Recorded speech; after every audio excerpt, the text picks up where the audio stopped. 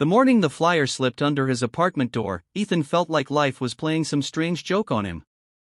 He stood barefoot on the cold kitchen tile in their small apartment in Columbus, Ohio, staring at the paper with tired eyes that had not known a full night's sleep since his wife passed away 2 years ago. "Rent a mom for a day," the headline said in soft blue letters. At first, he let out a bitter laugh, because what kind of service could replace the warmth of family, the kind he'd lost so painfully?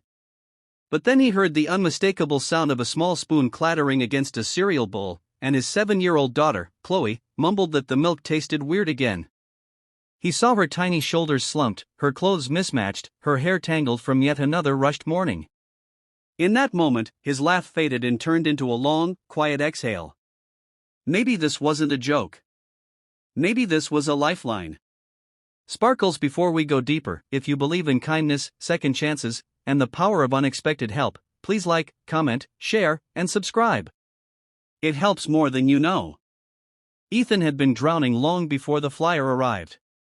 Being a single father had become a maze of responsibilities: school lunches, parent-teacher meetings, doctor appointments, work shifts that kept him exhausted, loneliness that gnawed at him during the late-night hours, and guilt that followed him everywhere like a permanent shadow. Chloe barely talked anymore. The bright, imaginative child who once filled the apartment with drawings and giggles now spent her afternoons sitting silently near the window, clutching an old stuffed bear. Every counselor told Ethan grief takes time, but time had only made him feel like he was failing her more each day. When Ethan called the number on the flyer, he expected some automated service. Instead, a warm voice answered: Linda, a middle-aged woman with a calm tone that made him pause as though he had stumbled across sunlight after months of winter. She didn't ask him awkward questions. She only said, "Tell me what you need, sweetheart," and for the first time in months, Ethan's throat tightened because someone sounded like they genuinely cared. The next morning, at exactly 9, there was a knock on their door. When Ethan opened it, he saw a woman who looked like comfort itself: soft brown sweater, hair in a simple bun, warm eyes that felt like they carried decades of understanding. Chloe peeked from behind Ethan's leg, studying the stranger cautiously. But Linda didn't push her way in or bend down with exaggerated sweetness.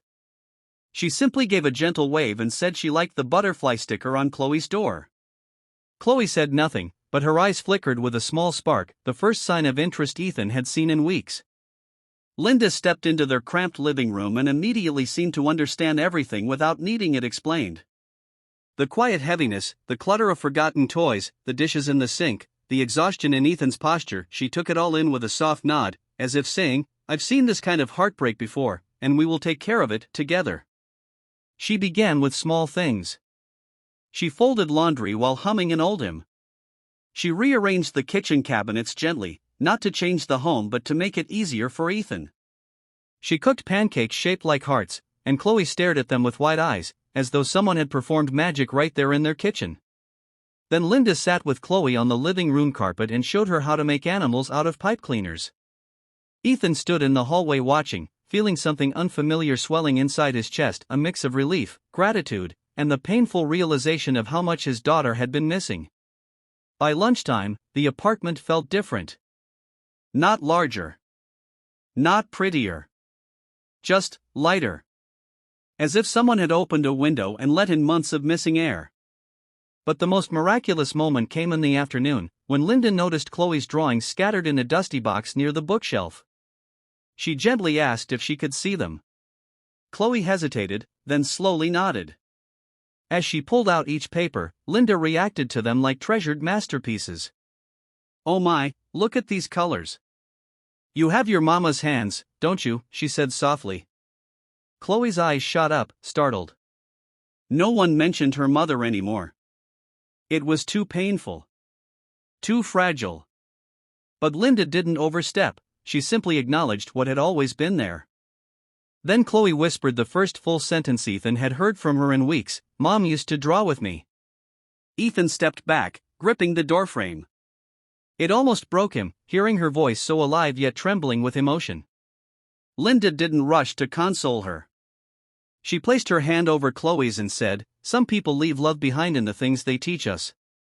Drawing is one of those gifts." For the rest of the day, Chloe stayed close to Linda, helping her mix batter for cookies, showing her favorite stuffed animals, letting her brush her hair. When a soft braid formed down Chloe's back, Ethan swallowed hard. It looked exactly like the way his wife used to braid it. That small detail turned the air around him heavy and warm with memory. Later in the evening, the three of them sat together on the couch watching old home videos Ethan had avoided for months. Videos of Chloe's mother laughing, baking, dancing in the kitchen. Instead of tears, there was a soft peace in the room, as if grief finally had space to breathe without hurting so much. When the day came to an end, Ethan walked Linda to the door. He tried to find the right words to thank her, but every sentence felt too small. Before he could speak, she touched his arm gently and said, "You're doing better than you think. Your daughter doesn't need perfection. She just needs you to keep showing up." She left with a warm smile, and when the door closed, Ethan stood still for a long time. Inside, Chloe wrapped her arms around his waist and whispered, "Daddy, it felt happy today." He bent down, hugging her tightly, his voice breaking as he whispered back that he had missed hearing her say things like that.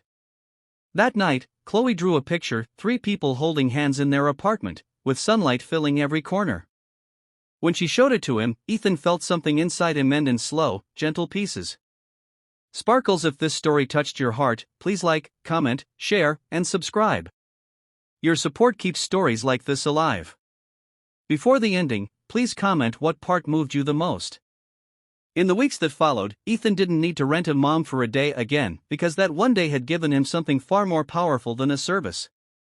It had reminded him that healing doesn't always arrive with grand gestures. Sometimes, it comes in the shape of a warm voice, a gentle presence, and a stranger who steps into your life just long enough to show you that love can find its way back into a home even if only for a day.